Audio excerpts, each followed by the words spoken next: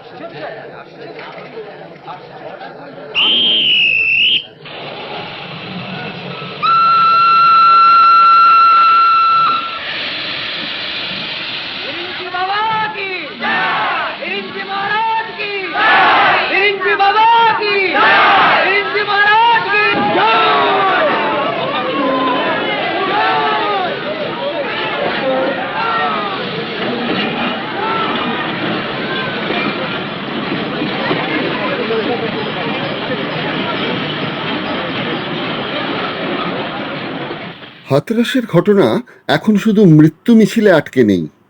BJP শাসিত উত্তরপ্রদেশের গোষ্ঠী কলহের ছবি স্পষ্ট হয়েছে। উত্তরপ্রদেশের মুখ্যমন্ত্রী যোগীজি বলেছেন ঘটনার পেছনে ষড়যন্ত্র রয়েছে। যোগীজি নাকি পুলিশকে নির্দেশ দিয়েছেন ভোলে বাবা ওরফে প্রাক্তন পুলিশ কনস্টেবল সুরজ ওরফে সৌরভ ওরফে নারায়ণ সাকার হরিকে গ্রেপ্তারের জন্য। ঘটনার দুদিন পর পর্যন্ত লুকিয়েছিলেন বাবাজি, মুখ খুলেছেন এখন, বলেছেন ঘটনার পেছনে আছে সমাজ বিরোধীদের চক্রান্ত। যোগী প্রশাসন ভোলে বাবাকে গ্রেপ্তার তো দূরের কথা, এখনও তাকে খুঁজেই বের করতে পারেনি। রাজনৈতিক বিশ্লেষকরা বলছেন মোদি শাহ জুটি আরএসএস আনুগত্য থেকে যত দূরে সরছেন, আরএসএস অনুগত যোগীর দূরত্ব তত বাড়ছে। এদিকে উত্তরপ্রদেশের পিছড়ে বর্গের সমর্থন কমায় বিজেপির অনেক আসন এবারের লোকসভা নির্বাচনে হাতছাড়া হয়েছে।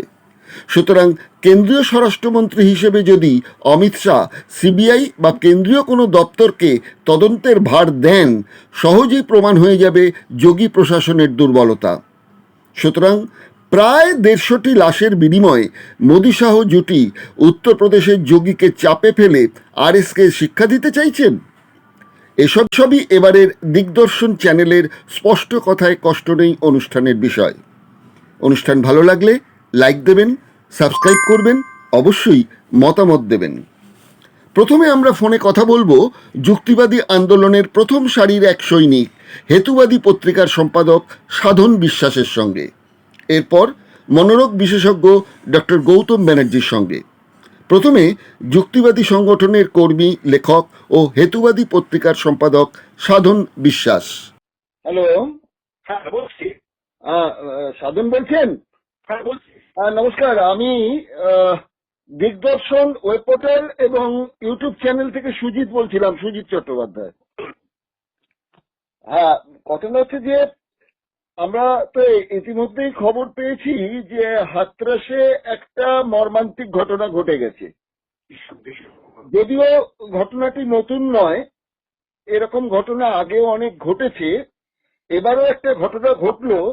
কিন্তু তাৎপর্য এখানে যে যেখানে একজন সন্ন্যাসী মুখ্যমন্ত্রী, একজন গুরুজি মুখ্যমন্ত্রী, সেই রাজ্যে একজন বাবাজি, যার এই মুহূর্তে যা ইনভেস্টিগেশনের খবর বলা যেতে পারে ভণ্ড বাবাজি, একদম, তিনি লাখো লাখো লোক জড়ো করে একটা সভা করেছেন এবং তারপরে যা ঘটনা ঘটেছে আর পুনরাবৃত্তি করতে চাইছি না।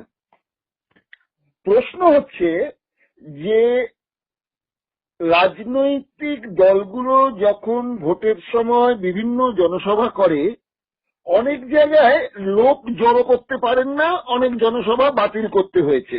এবারকার লোকসভাতেও তাই হয়েছে। কিন্তু এই ভদ্রলোক একার ক্ষমতায় লাখো লাখো লোককে জড়ো করছেন। খুব বেশি দিন হলো যে উনি একজন পুলিশ কনস্টেবল থেকে বাবাজি হয়েছেন তাও নয়। তা এত লক্ষ লোককে কোন ম্যাজিকে উনি জয় করছেন? আপনি যেহেতু যুক্তিবাদী আন্দোলনের সঙ্গে জড়িত রয়েছেন, আমি আপনার কাছ থেকে একটুখানি মানে যুক্তিপূর্ণ ব্যাখ্যা চাইছি। এটা সত্যি খুবই একটা মানে বেদনার বিষয় যে আমাদের এই ভারতবর্ষে, বিশেষ করে ভারতীয় উপমহাদেশে এই জাতীয় ঘটনা যেন বাৎসরিক ঘটনা, একটা পুনরাবৃত্তি হয় বারবার। এখন যে প্রশ্নটা আপনি করেছেন যে রাজনৈতিক দলের নেতাদের ভিড় হয় না, অনেক সভা বাতিল করতে হয়, এখানে কেন ভিড় হয়? এখন ঘটনা হচ্ছে কি, রাজনীতির বিষয়টা পাবলিক অনেকটাই বুঝে গেছে যে এরা যা বলে, কারণ রাজনীতিতে তো যেটা ঘটে সেটা হচ্ছে যে নেতা যখন প্রতিশ্রুতিগুলো দেয় তার একটা বাস্তব প্রাপ্তি মানুষ আশা করে, তো যে এটা দেবো, ওটা দেবো, সেটা দেবো, অমুক দেবো, তো সেটা তারা পায় না বলে তারা বুঝে ফেলেছে বলে বটে, দেয় না। কিন্তু এইখানে গুরু বাবাদের একটা সুবিধা আছে। গুরু বাবাদের সুবিধাটা হচ্ছে যেটা বলে ওরা সেটা বাস্তবিক দেনা পাওনাটা চাট করে না হলেও ঈশ্বরের নাম নিয়ে যদি ভক্তি ভরে সেবন করো তুমি পাবে, তোমার ফল লাভ হবে। রাজনীতির ক্ষেত্রে সেটা সম্ভব হয় না, কারণ রাজনীতির ক্ষেত্রে বেসিক নিডস গুলো সেগুলো পূরণ না হলেই মানুষ যায় না, বুঝতে পারে বোগাস। কিন্তু এখানে গুরু বাবাদের যে সুবিধাটা রয়েছে, এক তো হচ্ছে গুরু বাবারা একটা অলৌকিক ক্ষমতা দাবি করে, যে কোনো কিছু মন্ত্রপুত জল, এই ক্ষেত্রে তিনি মানে সাকার বিশ্ব হরি নাকি নাম নিয়ে কাজকর্ম করছিলেন, ভণ্ডামি করছিলেন। তো তিনি তার মন্ত্রপুত জল দেন, মানে তার মন্ত্রপুত জলে সমস্ত সমস্যার সমাধান হয়। এখন মানুষের জীবনের সমস্যা যেমন আছে, সমাধান তো আছে। এখন যে জলটা খায়, যে জলটা নেয়, ভিড় করে হোক যেভাবে হোক, তার জীবনের সমস্যা যেমন আছে টুকটাক সমাধানও হয়ে যায় বাস্তবিক নিয়মে, সে মিলিয়ে নেয়। এর জন্যই আমার এটা হলো। তার মানে এই ডাক্তারি পরিভাষায় আমরা যেটাকে বলি প্ল্যাসিবো। প্লাসিবো তো ক্ষেত্রে প্লাসিবো হচ্ছে যেন শারীরিক রোগ, এখানে শুধু শারীরিক রোগ না। আমি একটা উদাহরণ দিচ্ছি, যে ছেলে পরীক্ষা দিয়েছে, পাশ করবে কি পাশ করবে না কেউ ঝুলে আছে ব্যাপারটা, বা ধরুন মেয়ের বিয়েটা হচ্ছে না, বা ধরুন যে গরুটা গাভীর হচ্ছে না, বহু বছর ধরে বসে আসছে। এই যে জাগতিক বেশ কিছু ঘটনা হতেও পারে, হয়েও যায় অনেক সময়। বা জমি নিয়ে কোনো মামলা চলছিল, মামলাটা নিষ্পত্তি হয়ে গেল, আমি জিতে গেলাম, এক পক্ষ তো জিতবে। যদি দুটো পক্ষের মধ্যে কোনো লড়াই আসে, মামলা মোকদ্দমা, এক পক্ষ তো জিতবেই। যে পক্ষ জিতবে সে মনে করবে আমার এইটার জন্য প্রাপ্তি ঘটলো। সেই জন্য গুরু বাবাদের কাছে যে আশ্বাসটা পায়, যে মন্ত্রপুত্র জল বলুন, এক্ষেত্রে তো আরো ভয়াবহ। মানে আমি শুনলাম যে সেই যখন ঘটনার পরে পালিয়ে যাচ্ছে এই ভণ্ড সাধু বাবাটি, যখন পালিয়ে যাচ্ছে গাড়ি চড়ে, গাড়ির চাকার ধুলো পর্যন্ত কালেক্ট করছে ভক্তরা। ভক্তিটা কোথায় গিয়ে পৌঁছেছে, এই ভক্তিটাকে কিন্তু পুঁজি করে রাজনৈতিক নেতারাও, এর পেছনে রাজনৈতিক নেতাদেরও কিন্তু হিস্সা আছে, এটা মানতে হবে। কারণ ওই রাজ্যের যিনি মুখ্যমন্ত্রী, তিনিও একটি যোগী পুরুষ, সাধু পুরুষ আর কি। সবখানে তিনি অলৌকিক ক্ষমতা দিয়েই ভক্তদের মন বা ভোটারদের মন জয় করতে চান। এক্ষেত্রে ভাবলে চলবে না যে এই যে ভণ্ড বিশ্ব সাকার বিশ্ব হরিনাম নাকি নিয়েছেন ভোলা বাবা, এই ভোলে বাবার কিন্তু শুধুমাত্র একক প্রচেষ্টা নেই।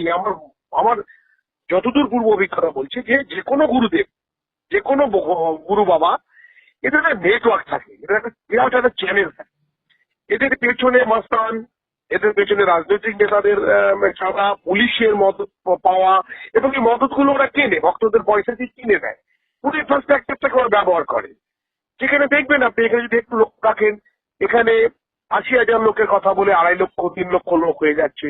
সেই ২.৫ লক্ষ ৩ লক্ষ লোকের প্যাসেজ আছে কিনা, বা এরা হঠাৎ যদি উন্মত্ত হয়ে ওঠে ভক্তের ইয়েতে, আবেগে, তাহলে তারা কোনো অ্যাক্সিডেন্ট ঘটে যাবে কিনা, এগুলো কিছু দেখা হয় না। এবং সবচেয়ে বড় কথা, যে যখন ঘটনাটা ঘটে গেছে, যখন ভণ্ড পালিয়েছে, অনেকগুলো সেই অর্থে অবস্থান নিয়ে ঘুরেছে এরা, এদের বললাম এদের বিরাট একটা নেটওয়ার্ক আছে, মানে মস্তান খুশিরা।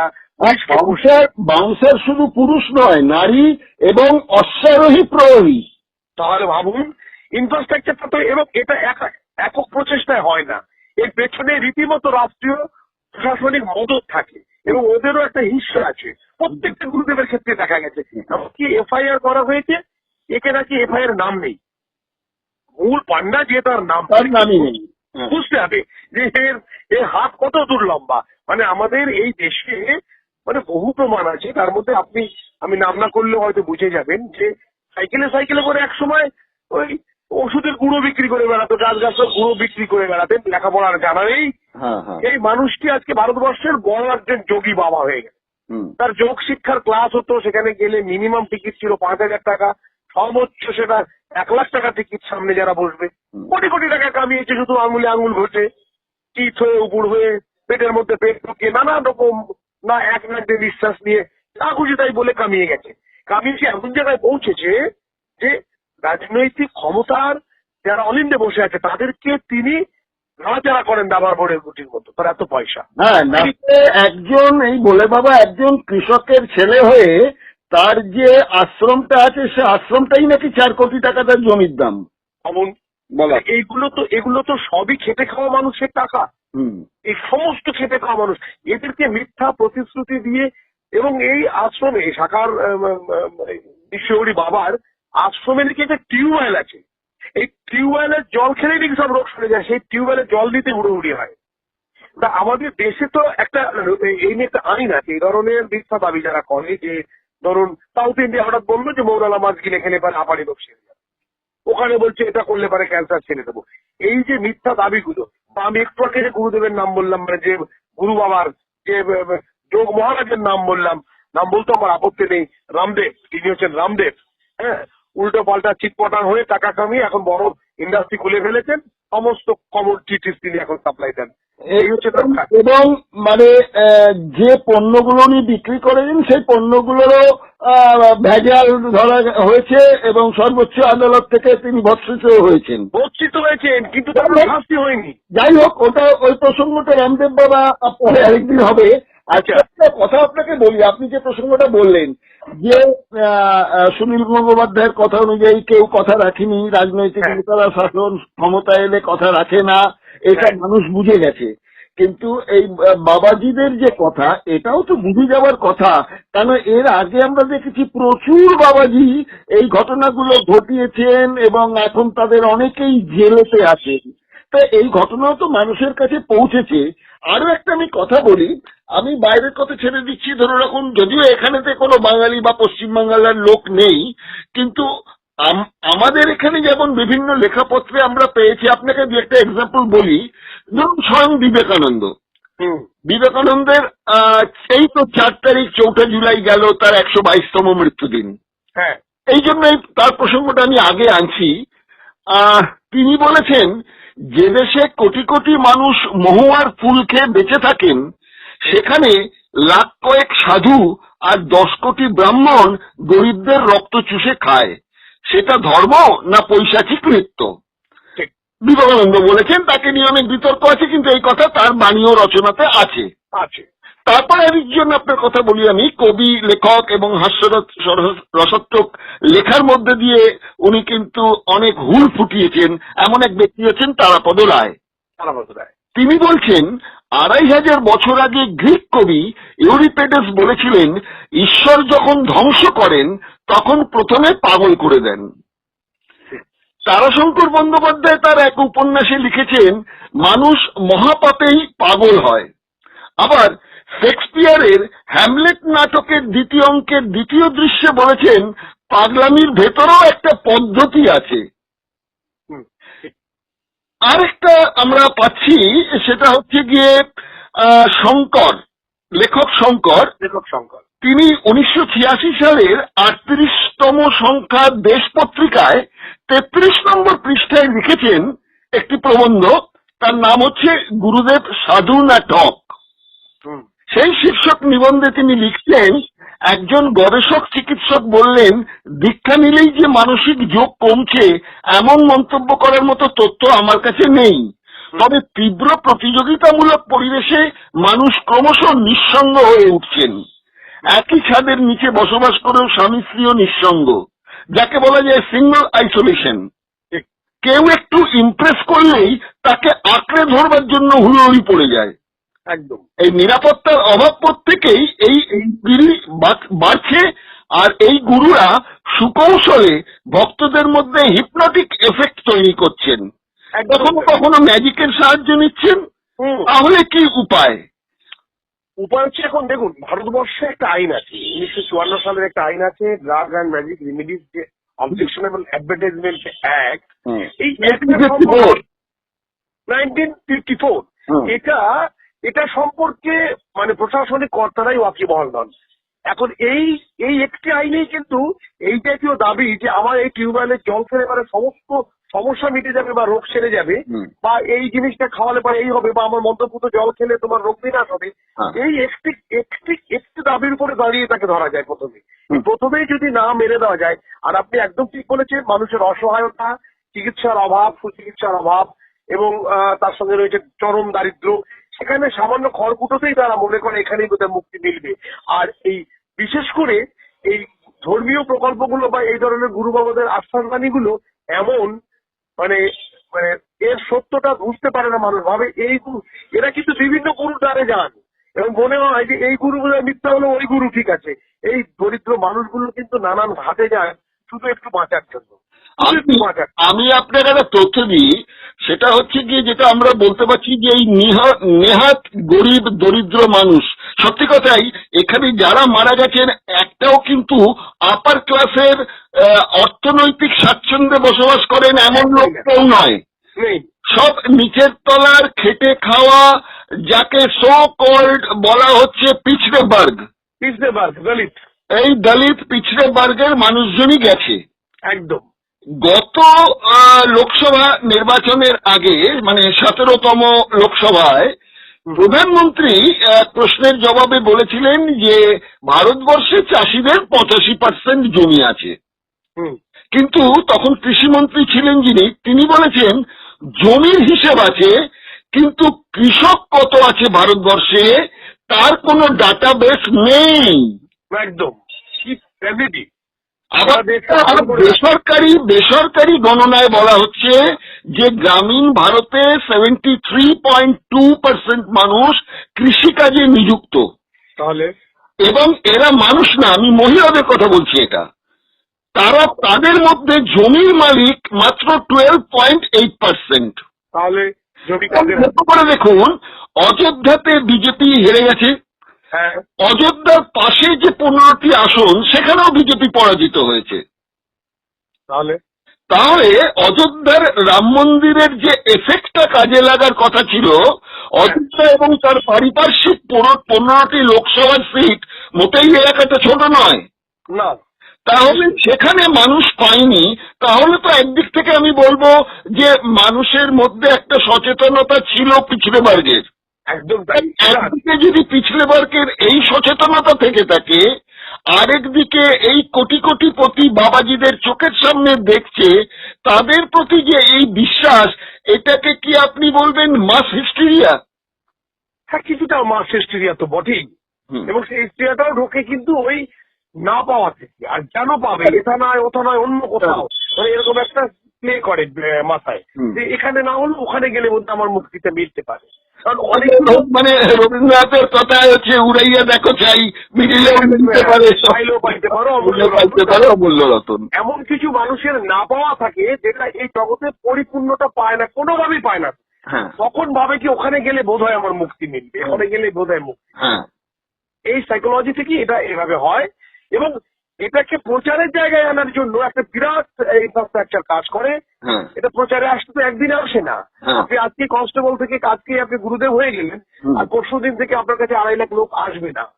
এই 2.5 লাখ লোক 3 লাখ লোক জোগাড় করার জন্য একটা নেটওয়ার্ক চালু করে ওরা। এই নেটওয়ার্কটা ভীষণ আধুনিক ভাবেই চালু করা হয়, করে করে করে করে করে প্রচার করা হয়। আর একবার যদি লেগে যায় এতে, মানে আপনি যদি একবার একটা আশ্রম বানিয়ে ফেলতে পারেন। এবং আর একটা জিনিস যেটা বুঝতে হবে, এই নেটওয়ার্কটা সাধারণ মানুষকে একদমই দোষ দেবো না, কিন্তু এই নেটওয়ার্কটা যারা চালু রাখে এদের প্রাপ্তিটা কিন্তু একেবারে কামিনী কাঞ্চনে পরিপূর্ণ। এদের পেছনে কিন্তু দেখবেন, একটু লক্ষ্য করলে বা খোঁজ খবর নিলে দেখা যাবে যে এদের যে আখড়া, এই আখড়ায় অনেক রকমের কাজ হয়। কিছুটা সেক্স ট্যুরিজমের মতো একটা ব্যাপার থাকলেও থাকতে পারে। ওখানে গিয়ে মন্ত্রী নেতা বা প্রশাসনিক কর্তারা ওখানে গিয়ে সকল রিল্যাক্স করে আসেন। আপনি সরাসরি যেটাকে যৌনতা নিয়ে বলছেন, একদম একদম একদম। এই প্রশ্নেই আমি যাচ্ছিলাম আর তার আগেও একটা মজার কথা বলি যে এই যে আমাদের সো কল্ড, আমি তিনটে ধর্ম, হিন্দু, মুসলিম এবং খ্রিস্টান প্রধান, যদি এই তিনটে ধর্ম ধরি আমি ভারতবর্ষের মানুষদের মধ্যে, আমি প্রথমেই যেহেতু হিন্দুরা সংখ্যাগরিষ্ঠ, সো কল্ড সংখ্যাগরিষ্ঠ বলবো আমি, কেননা ওবিসি, এসসি, এসটিদের তো জোর করে হিন্দুত্বের মধ্যে রাখা হয়েছে। সেখানে একটা মজার কথা আছে সাধন, সেটা হচ্ছে হিন্দু শাস্ত্র মতে মানুষের নাকি 24 জন গুরু আছে। আচ্ছা 24 জন গুরু। আচ্ছা। তাদের মধ্যে হচ্ছে পঞ্চভূত, হুম। পৃথিবী, বায়ু, আকাশ, জল ও অগ্নি, এই তো 5 জন গুরু। হ্যাঁ। এছাড়াও চন্দ্র, সূর্য, কপতি, আচ্ছা। অজগর, সমুদ্র, পতঙ্গ, মৌমাছি, স্ত্রী হাতি, হরিণ, ভ্রমর, মাছ, চিল, বালক, কুমারী, শবর, সাপ, মাকড়সা ও কাঁচপোকা। এরা গুরু। এটা আমার নতুন জানা, ধন্যবাদ, আমি এটা নতুন জানলাম। এছাড়াও প্রাণহীন বস্তুও গুরু হতে পারে। তো এই যে লম্বা একটা বাবাজি, এর মধ্যে আমরা একবার শুনেছিলাম, আপনার মনে আছে বোধহয়, যে অখিল ভারতীয় আখড়া পরিষদ এই ভণ্ড বাবাজি গুরুদের নিয়ে একটা তালিকা বানিয়েছেন। হ্যাঁ। একই পথে হেঁটেছেন অল ইন্ডিয়া মুসলিম পার্সোনাল ল বোর্ড। ওই বোর্ডের সদস্য মাওলানা খালিদ রশিদ ফারাঙ্গি মাহান 2017তেই জানিয়েছিলেন, মানুষ যাতে কোনো ধর্মগুরুর কাছে প্রতারিত না হন সেটা সুনিশ্চিত করতে তারাও নাকি একটা তালিকা বানিয়েছেন। তাহলে এই হিন্দু অখিল ভারতীয় আখড়া পরিষদ যে তালিকা বানিয়েছে, তারপরে এই তালিকা বানিয়েছে, এই তালিকাগুলো তো সরকারের কাছেও জমা আছে। অবভিয়াসলি, নিশ্চয়ই তাই। এবং তারপরে আপনি যেটা বললেন, ওই ম্যাজিক রেমেডি অ্যাক্ট যেটা বললেন, এই তালিকা মানে ডাটাবেস এবং তার সঙ্গে এই অ্যাক্ট, এই দুটো থাকা সত্ত্বেও কেন্দ্রীয় সরকার এবং এক্ষেত্রে উত্তরপ্রদেশ সরকার, আজকে নয় উত্তরপ্রদেশের সরকার, মানে ধরা পড়লে ধনঞ্জয়, না হলে তো শুধুই এনজয়।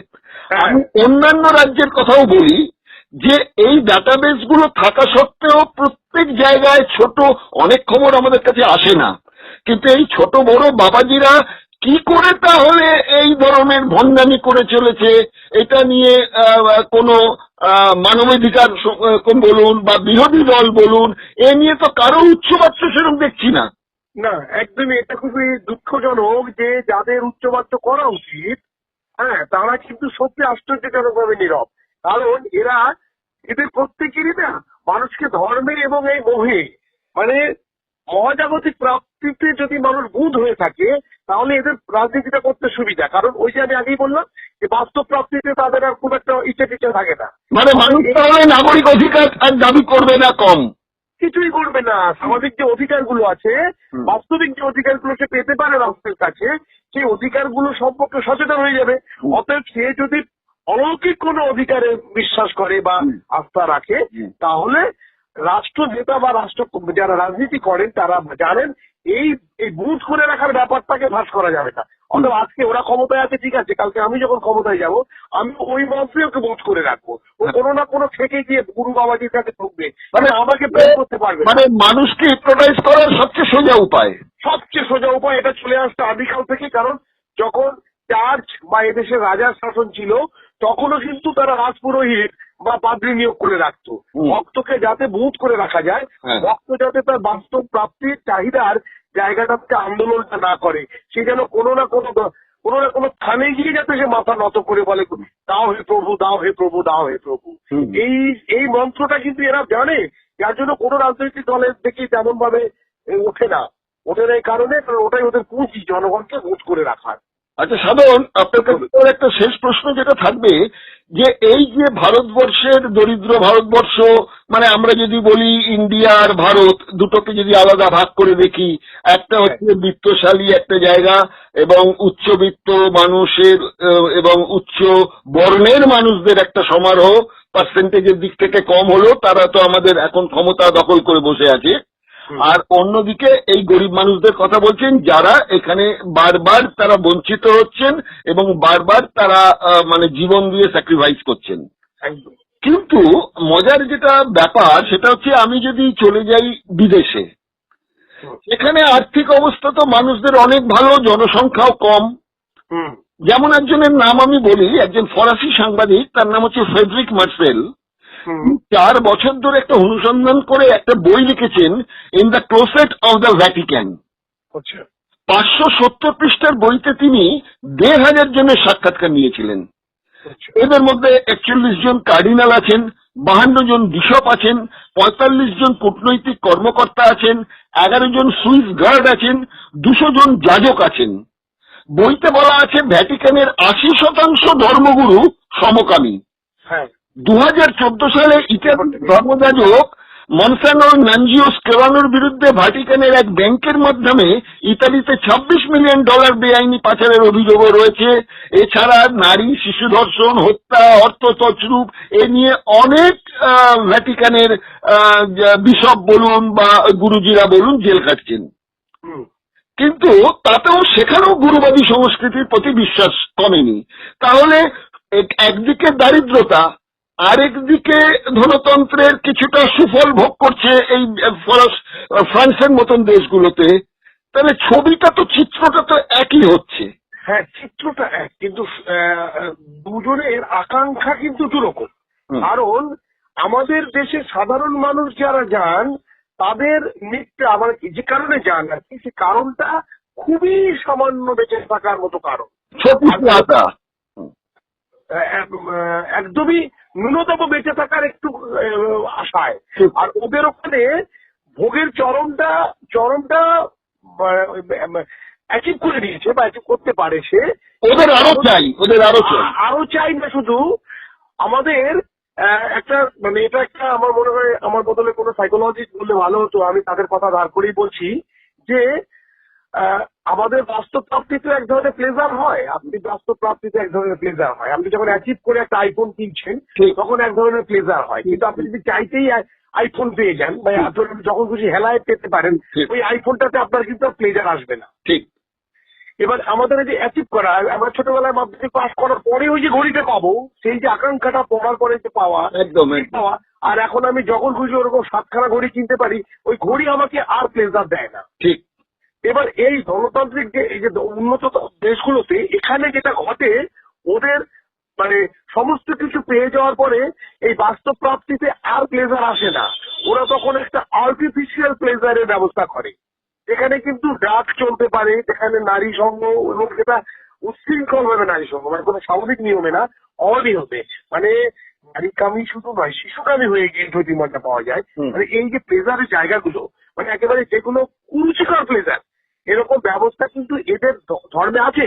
মানে আপনি একটু আগে রিপোর্টটা দিলেন, সেই রিপোর্টই বলে দিচ্ছে যেখানে কার্ডিনাল বা ওই বিশপ তারাই যখন এরকম, তার মানে ওদের ওই আখড়াতে আর্টিফিশিয়াল প্লেজারের ব্যবস্থা আছে। এটা ভোগবাদী, মানে ভোগ্যপণ্যর প্লেজারটা পাওয়ার পরে আর ভোগ্যপণ্য কোনো প্লেজার আমাকে দেয় না। আমাদের চলে এসছে আরো সুবিধে।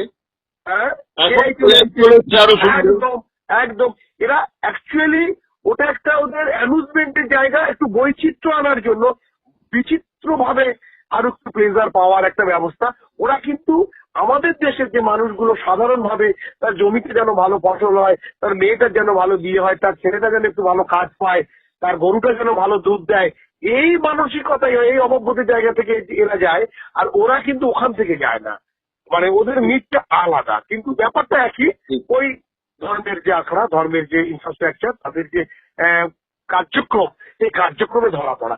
একটা উদাহরণ দিয়ে দেখবেন যে আমাদের দেশে বহু ওই ফরেন কান্ট্রির বহু উন্নত ধনী দেশের মানুষ এসে এখানে এসে হরে কৃষ্ণা করছে, সেখানে এসে ধর্ম পালন করছে।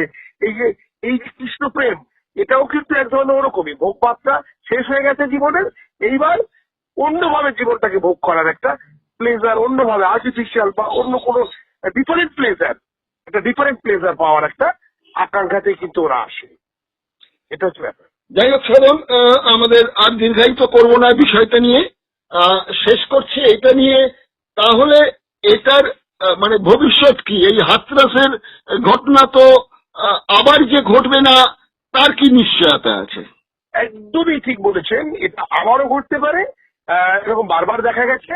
এটার একটাই কাজ হচ্ছে মানুষকে সচেতন করা সেই কাজটা আমরা বিজ্ঞানকর্মী যারা আছি বা বিভিন্ন ধরনের যারা সংগঠন করি তারাই বোঝাবো, যে মানবাধিকার সংগঠন করছি তারা বোঝাবো। সেই সঙ্গে রাষ্ট্র যাতে এদেরকে অচিরেই প্রথমেই অঙ্কুরেই বিনাশ করে, এটা যদি ব্যবস্থা না করতে পারি আইনগতভাবে, যেমন আপনি জানেন ভালো করে যে মহারাষ্ট্রে নরেন্দ্র দাভোলকর মারা যাওয়ার পরেই চালু হয়েছে তার যে অ্যাক্ট, মানে ওই কালা জাদু অ্যাক্ট যেটা চালু হয়েছে। এই জাতীয় অ্যাক্ট কিন্তু ভারতবর্ষের একমাত্র কর্ণাটকে হয়েছে আর মহারাষ্ট্রে হয়েছে। এই ধরনের অ্যাক্ট গুলো যেগুলো শুধুমাত্র ড্রাগ অ্যান্ড ম্যাজিক রেমেডিস অ্যাক্টে ধরা পড়ছে না বা ধরা যাচ্ছে না, সেখানে আরো স্পেসিফিক্যালি একটা আইন তৈরি করা যে এই জাতীয় কুসংস্কার দিয়ে কোনো রেমিডিস বা কোন রকম কোনো দাবিদারকে অচিরেই অ্যারেস্ট করতে হবে এবং তার ব্যবস্থা করতে হবে। এই আইনটা চাওয়া এবং সেই সঙ্গে সাধারণ মানুষকে বারবার বোঝানো যে এভাবে মানে কোন রকম অলৌকিক ভাবে কোনো প্রাপ্তি ঘটে না, এগুলো যারা করে তারা আসলে ভণ্ড। এই প্রচারটা চালিয়ে কিছুটা তো কমানো যাবে আপাতত। সাধন, আপনাকে অশেষ ধন্যবাদ। আমাদের মেন স্ট্রিম মিডিয়ার যে কাজগুলো একদম ঝেড়ে কেশে বলা উচিত ছিল সেগুলো তারা বলছে না, ঠিক তাই।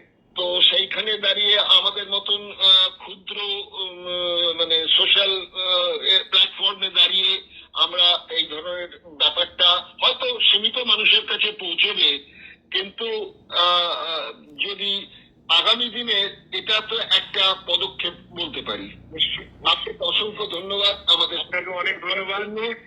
আগাম দর্শন আমরা লক্ষ্য রাখছি, ভালো কাজ হচ্ছে এবং পরবর্তীতে আরো ভালো ভালো সচেতনতামূলক কাজ হোক এই আশা। আগামী দিনে এই ধরনের আরো অনুষ্ঠানেতে আপনার জন্য আগাম একটা আমন্ত্রণ জানিয়ে রাখলাম। অনেক অনেক ধন্যবাদ, আমি আছি আপনাদের সাথে। নমস্কার। যুক্তিবাদের নিরিখে সাধন বিশ্বাস তার বক্তব্য রাখলেন। এই ভণ্ড বাবাজিদের অতীতের কালো দাগ দেখেও মানুষ কেন এদের পেছনে ছোটেন, মনস্তত্ত্বের বৈজ্ঞানিক ব্যাখ্যা দিলেন মনোরোগ বিশেষজ্ঞ doctor Gautam Banerjee. Hello hello, নমস্কার। আমি কি নমস্কার। ডক্টর গৌতম ব্যানার্জির সঙ্গে কথা বলছি? হ্যাঁ হ্যাঁ বলছেন। হ্যাঁ নমস্কার, আমি দিগদর্শন ওয়েব পোর্টাল এবং ইউটিউব চ্যানেলের তরফ থেকে সুজিত চট্টোপাধ্যায় বলছি। আচ্ছা, নমস্কার। নমস্কার। নমস্কার দাদা। আপনাকে একটু বিরক্ত করলাম একটু জানার জন্য, সেটা হ্যাঁ। হচ্ছে হাতরাসের ঘটনাটা আমরা সবাই শুনেছি, জেনেছি। হ্যাঁ হ্যাঁ হুম হুম হুম এই মুহূর্ত পর্যন্ত যা খবর, প্রায় মৃতের সংখ্যা 150-র কাছাকাছি পৌঁছচ্ছে। হ্যাঁ বাড়ছে ক্রমশ। হ্যাঁ আর এদিকে গ্রেপ্তার হয়েছে 6 জন, তার মধ্যে হ্যাঁ। 4 জন পুরুষ এবং 2 জন নারী। কিন্তু এরা আচ্ছা। কেউই মানে বলা যেতে পারে যিনি ভোলে বাবা বলে বিখ্যাত বা মূল অভিযুক্ত যাই নয়। বলি না কেন, হুম আর কিছু সঙ্গী সাথী গ্রেপ্তার হয়েছেন। হ্যাঁ, কিন্তু হ্যাঁ। ভোলে বাবা যে কোথায় আছেন, কি করছেন সে সম্বন্ধে হ্যাঁ, হ্যাঁ। এখনো নাকি পুলিশের কাছে কোনো খবর নেই। জানি। একজন আইনজীবী ইতিমধ্যে এলাহাবাদ হাইকোর্টে একটি জনস্বার্থ মামলা করেছেন। হ্যাঁ আচ্ছা। হ্যাঁ তো সিবিআই তদন্তেরও দাবি জানানো হয়েছে। আচ্ছা। হ্যাঁ এখন ওখানকার মুখ্যমন্ত্রী যোগীজি এবং প্রশাসন কি করবে সেটা আমরা তো আগামী সময়ে জানতে পারবো। হ্যাঁ হ্যাঁ হ্যাঁ কিন্তু আমাদের প্রশ্ন যেটা হচ্ছে, হুম এটা যে একটা হঠাৎ করে একটা দুর্ঘটনা ঘটেছে তা তো নয়। না না কখনোই নয়। হ্যাঁ। নিয়মিত ভাবে উনি এই ধরনের প্রবচনের অনুষ্ঠান করতেন, অস্বীকার হ্যাঁ। করে লাভ নেই। নির্বাচনে আমরা অনেক জায়গায় দেখেছি, বিভিন্ন রাজনৈতিক দল যখন বিভিন্ন কেন্দ্রে তারা ভোটের নির্বাচনী জনসভা করে, অনেক ক্ষেত্রেই মানুষের ভিড় না হওয়ার জন্য সেই জনসভাগুলো বাতিল করা হয়। হুম হুম এবার লোকসভা নির্বাচনেও সেটা দেখা গেছে।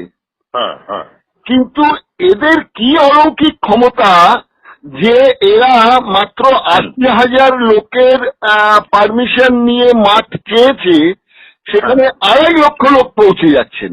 ঢুকে গেছে। হ্যাঁ হ্যাঁ হুম এই যে মানুষের সমর্থন, হ্যাঁ এর কি করে হলো? পেছনে মানে মনস্তত্ত্বটা কি কাজ করছে? মানে 33 কোটি দেবতা তো হিন্দুদের আছেই, হ্যাঁ হ্যাঁ তারপরেও এই বাবাজিদের প্রতি তাদের যে ভক্তি, হ্যাঁ এবং পায়ে লুটিয়ে পড়া, তার কাছ থেকে মন্ত্রপ্রুত জল নেবে, তার পায়ের ধুলো মাথায় করে নিয়ে বাড়ি ফিরবে, ইত্যাদি ইত্যাদি যে ব্যাপারগুলো রয়েছে ভারতবর্ষের নিরিখে, আপনি এটা কিভাবে দেখছেন? হ্যাঁ, এইটা অবশ্যই এটা একটা গণসম্মোহনের ঘটনা আমরা বলি মনোবিজ্ঞানের ক্ষেত্রে। একটি গণসম্মোহিত অবস্থা হয়। এবারে এরা এই বাবাজিরা এরা মানুষকে বিভিন্ন রকম অলৌকিক ঘটনার কথা বলে হ্যালো, এদেরকে নির্ভরতা গড়ে তোলে একটা তৈরি করে। আচ্ছা, এই নির্ভরতাটা গড়ে তোলা সম্ভব হচ্ছে কেন? একটা জিনিস খেয়াল করেছেন যে যারা মারা গেছে বেশিরভাগই কিন্তু খুব অন্তজ মানুষ, দলিত, হ্যাঁ, একদম একদম দরিদ্র, হ্যাঁ, পীড়িতবর্গী।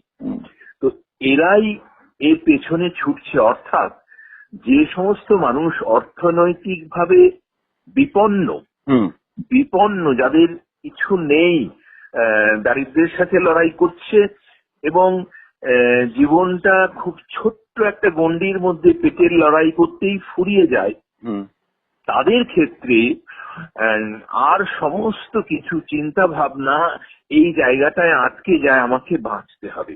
এবং তখন তারা এইরকম গুরুজি, দেবতা, দেবদেবীর কাছে অন্ধভাবে ঝাঁপিয়ে পড়ে। এবং এটা গড়ে তোলা সম্ভব হয় এদের বিপুল একটা নিরুপায়তা, অসহায়তার সুযোগে এদেরকে এইরকম একটি প্রলোভন দেখানো সম্ভব হয় যে তুমি এই গুরুদেবের জল খেলে তোমার সমস্ত সমস্যার সমাধান হবে, বা গুরুদেবের পায়ের ধুলো নিলে সমাধান হবে। বা আমি তো দেখলাম আরো মজার, যে গাড়িটা চলে যাচ্ছে চাকা ধুলো উড়িয়ে, সেই গাড়ির চাকার ধুলোও সবাই নাকি মাথায় থাকা। হ্যাঁ, তো এই যে একটা গণসম্মোহিত অবস্থা, তীব্র নিরুপায়তায় মানুষ তীব্র নিরুপায়তায় একটা খড়কুটোর মতন কিছু আঁকড়ে ধরতে চায়, এবং তখন সে আপনি স্বসম্মোহিত হয়ে পড়ে, যে একটা ঘোরের মধ্যে চলে যায় যে এটাই আমার সব হবে, এটাতেই আমার সব হবে। এবং এই যে স্বসম্মোহিত অবস্থা, এটি এবার একজন থেকে আরেকজনে দ্রুত ছড়িয়ে পড়ে গিয়ে একটি গণসম্মোহিত অবস্থায় পৌঁছে যায়। মানে এই যে আরেকজন বলছে, এপাশে আরেকজন বলছে হ্যাঁ হ্যাঁ আমি জানি, আমার এরকম হয়েছে, আমার এরকম হয়েছে, এই করতে করতে এটা একটা গভীর আচ্ছন্নতায় চলে যায়, যে আমরা ওটাকে সম্মোহিত অবস্থা বলছি। ওই গুরুজির ওইটা খেলেই আমার সব ঠিক হয়ে যাবে, আমি অনেক কিছু পেয়ে যাব। অর্থাৎ মুক্তির একটা আকুতি, পাওয়ার একটা আকুতি এত ভয়ঙ্কর তীব্রভাবে তৈরি হয়ে থাকে এই গরিব মানুষদের মধ্যে, সেখান থেকে এই ধর্মের কুসংস্কার, অলৌকিক মাহাত্ম্যের প্রতি নির্ভরতা অতি সহজে তৈরি করা যায়। এবং এটা তৈরি করা হয়েছে, এবং দেখা যাবে যে খুব ঠান্ডা মাথায় এরা প্ল্যান করে এটাকে প্রচার করেছে। ছোট ছোট ঘটনা কাউকে দিয়ে বলিয়ে, হ্যাঁ আমারও হয়েছে, তাকে হয়তো টাকা দিয়েছে, সে বলছে আমার এরকম হয়েছে। এইটা বলতে বলতে ক্রমশ ছড়িয়ে পড়তে থাকে। ছড়িয়ে পড়লে সে তখন একটা নিজস্ব গতি পেয়ে যায়। মানে গতি পেয়ে যায় কারণ মাটিটা তো তৈরি আছে ভারতবর্ষে, যে অন্ধ আনুগত্যের একটা মাটি তো ভারতবর্ষে তৈরি আছে। এইভাবে এটাকে গড়ে তোলা হয়। আচ্ছা, এটা তো গেল যারা ভক্তরা যাচ্ছেন তাদের ক্ষেত্রে আপনার যে বিজ্ঞানসম্মত যুক্তি আপনি দিলেন। হ্যাঁ, একটা ব্যাপার আমাকে বলুন, এই ভদ্রলোক পুলিশে চাকরি করতেন, 8 বছর বিভিন্ন থানায় চাকরি করার পর হঠাৎ করে মনে করলেন যে তার মধ্যে একটা দৈব শক্তি কাজ করছে। আপনারা বোধহয় এইটা, যেটাকে আমরা গোদা বাংলায় মোহ, অন্ধ, ভ্রান্ত ধারণা বলি, তাহলে এটা কি ইলিউশন? আর আপনাদের বিজ্ঞানে প্যারানেইয়া বলে যে শব্দটা আছে, এখানে বদ্ধমূল ভ্রান্তিজনিত মস্তিষ্ক বিকৃতি, এগুলো কি তার মধ্যে কাজ করছে? হ্যাঁ, এটা দেখুন, উনি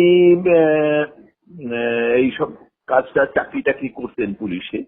তারপরে এক সময় হঠাৎ তিনি চাকরি ছেড়ে দিয়ে এইরকম ঘটনা করলেন। শুনেছি ওইখানেও নাকি নানা রকম গোলমালে হ্যাঁ, অনেক যৌন কেলেঙ্কারিও আছে তার। হ্যাঁ হ্যাঁ, এটা হতে পারে যে ওই সমস্ত গোলমালের জায়গা হ্যান ত্যান থেকে হয়তো বেরিয়ে আসার জন্য এটা তার একটা নতুন চাল। আচ্ছা, এবারে একজন বলছে আমি স্বপ্নে দেখলাম, দৈববাণী শুনলেন, স্বপ্নে দেবতাকে পেয়েছি। এইটা দুটো হতে পারে। একটা হতে পারে ঠান্ডা মাথায় কৌশল, মানে একেবারেই মিথ্যে কথা বলে ব্যাপারটাকে চালু করলেন। আর একটা হয় এরকম আমরা বহু দৈববাণী শুনি যে অমুক রাজা দেবতাটাকে স্বপ্ন দিয়েছে ওখানে মন্দির করতে, তারপরেই সেখানে মন্দির করা হলো। এটা অনেক সময় কি হয়, আমরা আমাদের ভেতরে যে চিন্তা ভাবনা বা আমাদের যে আকাঙ্ক্ষা বা ইচ্ছে, এই ইচ্ছের ঘুমের মধ্যে স্বপ্নে একটা প্রতিফলন হয়। মানে অবদমিত অনেকদিনকার একটা অবদমিত ইচ্ছা, হ্যাঁ, আকাঙ্ক্ষা প্রতিফলিত হয়। সেখান থেকে একটা ঘুমের মধ্যে মনে হলো দেবতা যেন বললো, এইবার ওটাকে সত্যি ধরে নিয়ে, কারণ ওটা সত্যি ধরে আমি যদি মন্দির করি, আমার দেবতা আমাকে দেখা দিয়েছে, স্বাভাবিকভাবে ওটা আমার কাছে ভীষণ লোভনীয়, তো সেইটা আমরা করছি। তার মানে এটা হচ্ছে ঘুমের মধ্যে, স্বপ্নে এটা হয় একটা। আর একটা হয় ঠান্ডা মাথায় কৌশল করে পরিকল্পনা করে কেউ করতে পারে, এটা কিছুই হয়নি, সে এই ব্যাপারটাকে দাঁড় করালো এমন করে। আর একটা হয় কেউ বলে আমার একটা ধ্যানস্থ অবস্থায় আমি দৈববাণী শুনলাম, ধ্যানস্থ অবস্থায়। এটা কি, এটা ঘুমন্ত অবস্থায় নয়, ধ্যানস্থ অবস্থায়। এটা হচ্ছে ধ্যান মানে অর্ধেক ঘুম অর্ধেক জাগ্রত, অর্ধেক ঘুম অর্ধেক জাগরণ। এই অবস্থাটা আসলে একটা হিপনোটিক স্টেট, মানে একটা সম্মোহিত অবস্থা। মানে আমি ধ্যান করতে করতে একটা সম্মোহিত জায়গায় চলে যাই, এটাও স্বসম্মোহন। এবং ওখানে আমি যা চাই, আমার যা ইচ্ছে, সেই অনুযায়ী শুনতে চাই, এবং দেখা যায় ওইগুলো আমরা তখন শুনি। এটাকে আমরা বলতে পারি একটা ইলিউশন হতে পারে, এটাকে ইলিউশন বলা যায়। অথবা এটা একটা সম্মোহিত অবস্থা বা একটা ডিসোসিয়েটেড অবস্থা। ডিসোসিয়েটেড, হ্যাঁ। তো এই যে অবস্থা ডিসোসিয়েটেড, এই ডিসোসিয়েটেড অবস্থায় আমরা অনেক কিছু শুনি। ডিসোসিয়েটেড অবস্থাটাকে সোজা কথায় বলা হয় এক ধরনের হিস্টেরিয়া। রামকৃষ্ণের যেটা হতো, আচ্ছা, এইরকম অবস্থা দেখো না ইতিহাসে আরো কিছু কিছু পাই। মোহাম্মদ নাকি সেই কোন পর্বতে গিয়ে ধ্যান করতে করতে আল্লাহর বাণী শুনেছিলেন, সেইগুলো দিয়ে কোরআন তৈরি হয়েছে। এগুলো ঠান্ডা মাথায় পরিকল্পনা হতে পারে, অথবা ডিসোসিয়েটেড একটা অবস্থা থেকে এইরকম ইলিউশন হতে পারে, আল্লাহ দিয়ে সেটাকে কোরআন দান করানো হলো। অথবা আমাদের হিন্দু ধর্মে মনু ব্রহ্মার কাছ থেকে যেগুলো শুনেছিল সেই দিয়ে মনুস্মৃতি রচনা করলেন। এইগুলো সবই একটা ইলিউশন হতে পারে, এবং যা আমি চাইছি সেটাই ঈশ্বরকে দিয়ে বলিয়ে নিচ্ছি, আমি যা চাইছি। তো রামকৃষ্ণের তো এই ইলিউশন প্রায়ই হতো, রামকৃষ্ণদেবের। এইটা, এই যে দৈববাণী বা দেবতাকে পেয়েছেন, এইটা সত্যি পাক বা না পাক, এইটাকে ব্যবহার করাটা একটা ভীষণ প্রচলিত জিনিস। এবং এটাতেই তো মানুষ খাবে, দেবতাকে দেখতে পেয়েছেন উনি, অর্থাৎ ওনাকে পা ছুলে দেবতায় পৌঁছে যাচ্ছি আমি, ওনার সাথে ডিরেক্ট যোগাযোগ দেবতার। আচ্ছা, শেষ দুটো প্রশ্ন করব, ছোট করে একটু বলবেন। সেটা হচ্ছে যে আপনারা যেটাকে ওই প্যারানাইয়া রোগী বলছেন, শুনছি যে যতটুকু পড়াশুনো করেছি তাতে বলা হচ্ছে এদের মধ্যে যে একটা ভ্রান্ত বিশ্বাস ক্রমশ গড়ে ওঠে, তার সঙ্গে কিন্তু তারা সুন্দর সুন্দর যুক্তিও হাজির করেন তাদের সপক্ষে। সেক্ষেত্রে আপনারা যারা মনোরোগ বিশেষজ্ঞ, একজন সাধারণ মানুষ পাশে রয়েছে, ধরুন সেই ব্যক্তির রোগীরই কোন একজন আত্মীয় পাশে বসে আছে, তখন সে যখন যুক্তির জাল বুনে বুনে কিছু কথা বলছে, তখন তো সেই বাড়ির লোক বলবে আপনি বলছেন উনি অসুস্থ, তাহলে এত কথাবার্তা, এই সঠিক ঠিক কথাবার্তা উনি বলছেন কি করে? তখন আপনারা মানে রোগীর অবস্থাটাকে তার বাড়ির লোকের কাছে কি করে এক্সপ্লেন করেন? হ্যাঁ, এবারে অনেক সময়তেই রোগী যা বলছে সেগুলো বাড়ির লোক বিশ্বাস করে, সত্যি ঘটনা। এবং অনেক লজিকও থাকে, হ্যাঁ, অনেক লজিকও থাকে। লজিক থাকে, একটা দূর পর্যন্ত লজিক থাকে। এবং এখানে যদি দেখা যায় সে ঠান্ডা মাথায় কৌশল করে এগুলো সবই করছে, তাহলে তো লজিক ভালোভাবে তৈরি করতে পারবে, অসংলগ্নতাও থাকবে না, নিজেকে তৈরি করে নেয়। হ্যাঁ, সেখানে বাড়ির লোককে বোঝানোটা কঠিন, সত্যিই কঠিন। আর যদি কোনো মানসিক সমস্যা থেকে এটা করে, দেখা যাবে মেডিসিন দিলে সেই জায়গাটা কেটে যাবে, তখন বাড়ির লোক বুঝতে পারবে ও তাই তো, ও তো তাহলে সুস্থ ছিল না। এই কিন্তু এই যে বাবাজিরা, এই বাবাজিরা কিন্তু ঠান্ডা মাথায় কৌশল চালাকি করে পরিকল্পনা করেই বেশিটা করে। এবং এরা আরেকটা প্রশ্ন আপনার কাছে, আমরা প্রায়ই দেখতে পাচ্ছি এই যে সো কল্ড বাবাজি, কোট আনকোট, সেখানে তারা প্রত্যেকের দেখছি একটা যৌন অপরাধের সঙ্গে একটা জড়িয়ে পড়ার টেন্ডেন্সি কাজ করে। এটা কি সম্পর্ক? হ্যাঁ, অ্যাকচুয়ালি এই লাইনটায় যে যাচ্ছে এরা, এই যাচ্ছে কেন, মানে অর্থের লোভ, যৌনতার লোভ, এই সবগুলো একসাথে উদ্দেশ্য হিসেবে কাজ করে, মানে যা যা না পাওয়া আর কি। হ্যাঁ হ্যাঁ, না পাওয়া। এবং এরা খুব ভালোভাবে জানে যে গুরু বাবা হতে পারলে বহু নারীকে একেবারে মানে নিরালায়, একান্তভাবে নিরালায় পাওয়ার সুযোগ এই গুরু বাবা ছাড়া এত ভালো সুযোগ আর কেউ পায় না।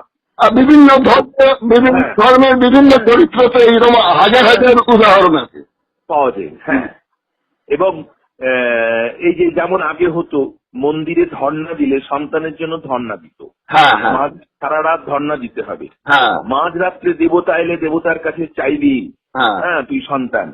তো সত্যি ধর্ণা দিয়েছে, মাঝরাত্রে দেবতা এলো, সে তখন যে সন্তান চাইছে সে তখন স্বাভাবিক অবস্থায় নেই। কেন বলুন তো, সে একটা সম্মোহিত অবস্থায় আছে, একটা ঘোরের মধ্যে, এবং সে যে চাইছে বাইরের ঘটনা তার ফেভারে হচ্ছে বলে তার ঘোরটা কাটছে না, মানে ঘোরটাকে সে ধরে রাখছে। তাকে আবার মন্ত্রপুত জল বা ইত্যাদি বলে নেশাগ্রস্ত অনেক সময় করিয়ে দেওয়া হয়। হ্যাঁ, করিয়ে দেওয়া হয়। এবং তার যে সন্তান পরে হলো, দেখা গেল সেই মন্দিরে যে পুরোহিত তার মতো দেখতে সন্তান, দেবতা এসেছিল আর কি।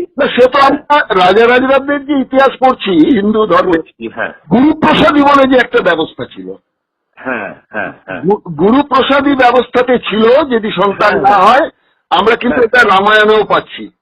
হ্যাঁ হ্যাঁ হ্যাঁ, এই ধরনের যে ইতিহাস বলবো কি পৌরাণিক তথ্য বলবো, এগুলোকেও এই ধরনের বাবাজিরা ক্যাশ করছে। একদম একদম, এটাই। আচ্ছা, শেষ প্রশ্ন আপনার কাছে এটাই থাকবে, সেটা হচ্ছে হঠাৎ এই ধরনের এই বাবাজি করলো বা অন্যান্য আরো বাবাজিরা করেছে, কেউ এখন জেলেও আছে, কেউ ভারত থেকে পালিয়ে গেছে, নানা রকমই হয়েছে। কিন্তু প্রশাসনের কাছে একটা ব্যাপার, আপনার কি মনে হয় না যে একটা ম্যাজিক রেমেডি অ্যাক্ট তো 1994 এ তৈরি হয়েছিল, যেখানে এরকম অলৌকিকতার সপক্ষে যারা বলবে তাদের ধরা হবে, যদিও সেখানে দেখছি যে শাস্তিটা করা হয়েছে মাত্র 6 মাস আর জরিমানা কিছু, যেটা কিছুই নয় এক্ষেত্রে। এই মানে ম্যাজিক অ্যান্ড রেমেডি অ্যাক্ট 1994, এটাও কি প্রশাসন ব্যবহার করতে ইচ্ছুক নয়? ভোটের রাজনীতি। হ্যাঁ হ্যাঁ, এটা ব্যবহার করতে কখনোই ইচ্ছুক নয়, কারণ এইভাবে যারা বিপুল টাকা আয় করে তারা বিপুল টাকা রাষ্ট্রকেও দেয়। রাষ্ট্রকে মানে কি, নানাভাবে দেয়, শাসক দলকে দেয়, ম্যাক্সিমাম প্রচুর টাকা পয়সা তারা শাসক দলকে দেয়, 1 নম্বর। 2 নম্বর, মানুষ যত এসব নিয়ে ভুলে থাকবে, ঘোরের মধ্যে থাকবে, তত সে কখনো রাষ্ট্রের কাছে প্রশ্ন তুলবে না তাদের দুরবস্থা নিয়ে। সেই জন্য এই ধর্মের ঘোরে গুলিয়ে দেওয়া, এইটা তো তারা অনেকটা করছে, রাষ্ট্রের কাজই হয়ে যাচ্ছে সেটা।